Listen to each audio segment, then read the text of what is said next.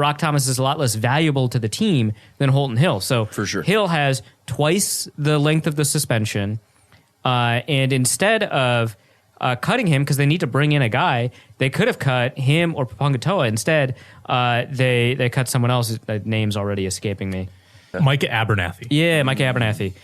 So they cut someone else instead of Hill, which tells me that there's a good likelihood that they're just going to keep Hill, which, I mean, he doesn't count against the roster or anything like that when he's suspended. So, I mean, that tells us that Holton Hill probably has a future on the team. Which we would expect. I would think so. It is very, very tricky, though, for the team now because the liability factor has gone up tenfold because okay, so this year they have some forewarning, right? Because they can go into it with eyes wide open. They know he's 8 games suspended. They're going to take precautions, maybe signing Orlando Scandrick.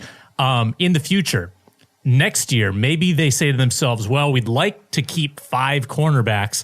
We'd like to entrust Holton Hill a big role because we just let Mackenzie Alexander go or Trey Waynes go or both of them go, but he's 1 violation away from an 8 or 10 game suspension, and he's probably going to be tested a lot because he's in the program. Yeah, he's on stage 2 of the program, so he's going to be tested every couple of weeks. That is a huge concern for he's got 4 documented failed tests in 3 years.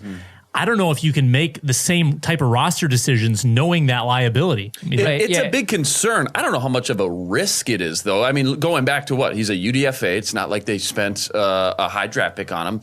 They're paying him UDFA money, and it makes that Mike Hughes pick all of a sudden. And his recovery. Over Will Hernandez, yes. And then, of course, how quickly can he come back? But speaking of next year, you nailed it. I've been up in arms about the cap and how many big-name free agents are going to hit next year. Trey Waynes and Mac Alexander. Let's assume one of them stays, one of them goes. You still have Mike Hughes and Xavier Rhodes, but Holton Hill, it's a pass-happy league. You got to have 4 or 5 guys you can throw out there. So certainly concerning, but I still don't think it's too much of a risk from a front office standpoint.